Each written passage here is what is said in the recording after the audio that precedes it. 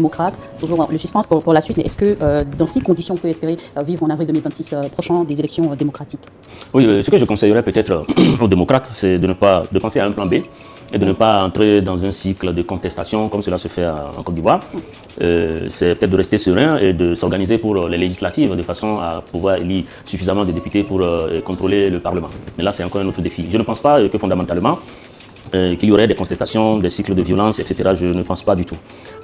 Comme nous l'avons dit tout au long de la première partie, le jeu politique est sans éthique des fois. Et c'est presque à ça que nous assistons aujourd'hui au Bénin, dans le cas des démocrates. Et le président Talon, bien qu'il ait choisi, ou bien qu'il ait dit qu'il partait, bien qu'il ne soit plus candidat, et ça montre à quel point le jeu démocratique n'est pas toujours ouvert. Hein. Donc il y a toujours les systèmes de parrainage, il y a toujours la loi qui peut être instrumentalisée, jusqu'à quel point on est en train de le voir. Mais je pense aussi que, comme l'a dit l'ambassadeur, les gens doivent se préparer, s'organiser. C'est-à-dire en politique, il n'y a pas d'enfant de cœur.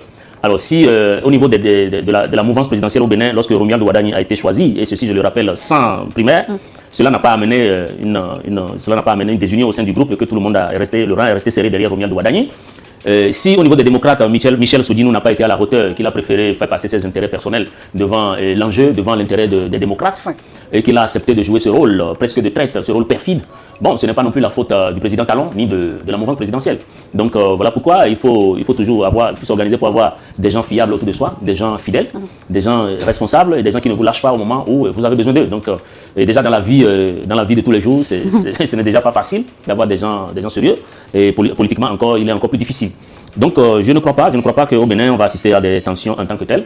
Maintenant, ce n'est pas fini pour les démocrates. Hein. Si la Cour reste dans la même logique que la Sénat et que la Cour reconnaît au député Sodinou le droit de garder son parrainage, ça veut dire que les démocrates n'auront pas de candidats. Mais ils peuvent toujours aller sur un plan B. Non seulement ils peuvent aller sur un plan B, mais à l'avenir, il n'est pas exclu. Avec quel parrainage? Non, ils n'auront plus de parrainage. C'est-à-dire qu'ils n'auront plus un duo de candidats à l'élection présidentielle. Okay. Mais le plan B ici, c'est qu'il y a quand même un duo de candidats qui se présente. En face de Romuald Ouadani, c'est le duo de candidats des FCBE.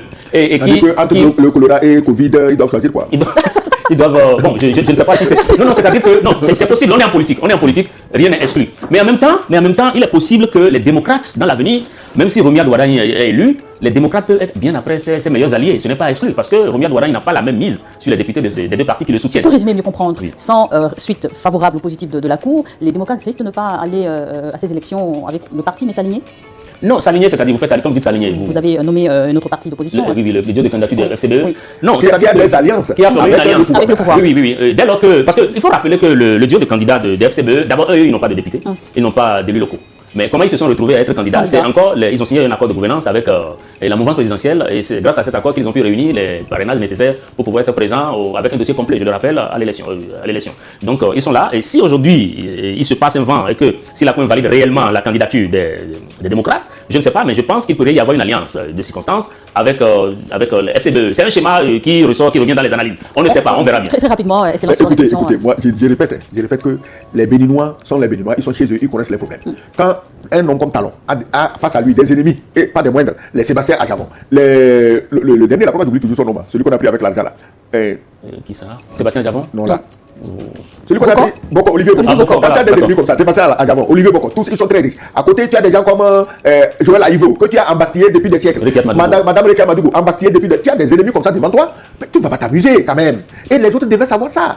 Qu'il fera tout. Vous aussi, vous deviez tout faire pour éviter ce qui vous arrive aujourd'hui. Merci beaucoup. Nos téléspectateurs, nos auditeurs nous ont donc envoyé leur message. Le premier message donc nous vient de Assinam Richard Artaga. Il est donc ici à Lomé, au Togo. Bonjour Charlotte, bonjour. Je salue très cordialement nos panélistes. Pour le thème du jour, et spécifiquement sur le cas de la Côte d'Ivoire, l'opposition n'a plus intérêt à manifester tant les carottes sont cuites.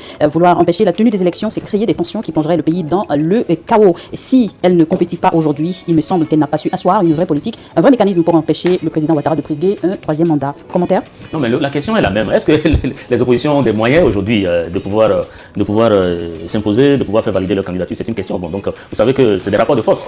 Les pouvoirs en place ont tout ce qu'il faut pour écraser toute velléité dans l'œuf. Donc, c'est ça la démocratie en Afrique, malheureusement. Non, c'est pas seulement en Afrique. Elle est comme ça partout. N'oubliez pas que l'Afrique francophone copie la démocratie française. Donc, il ne faut pas seulement diaboliser les Africains. Non, il ne s'agit pas de... Je dis malheureusement, c'est ça aussi, c'est le propre de la démocratie tropicalisée en Afrique. Mais ailleurs, ça se fait avec plus d'élégance. Mais ici, c'est très prononcé, c'est trop visible. Bon, voilà, c'est peut-être cette nuance qu'il faut apporter. De la même famille. De DSK quand même. Bonjour Charlotte, qui a été tout simplement rayé de la course aussi facilement. Merci. Bonjour Charlotte et mes salutations à vos invités. Je suis Amani de la Côte d'Ivoire. Merci pour les sujets abordés. Juste dire que le comportement de nos chefs d'État, c'est de créer des tensions et d'affrontements entre les populations. C'est pas toujours voulu. Des concours de circonstances? Bon, il y a tout qui s'entremêle. Bonjour, Papa Sogoyo Kegewe et Didier Noadine Alao, ainsi que la journaliste Charlotte Guézéré. Merci. Le problème du Bénin, c'est compliqué. Depuis l'arrivée de Talon au pouvoir, il ne fait que créer des plans. Nous ne voulons pas des élections sur l'effusion de sang. Que Dieu le Tout-Puissant soit loué. Et c'est monsieur Ogu Béninois depuis Boaké, en Côte d'Ivoire. Non, les Béninois se sont toujours montrés sages. Ils n'ont jamais voulu la violence gratuite, le sang pour des histoires d'élections. Et disons, ils sont dignes d'admiration de tous les autres pays qui sont à côté. C'est pas au Bénin qu'on va tuer les gens comme en Côte d'Ivoire, non. Donc nous souhaitons que cette tendance-là continue, qu'il y ait toujours des élections, mais zéro violence et zéro mort.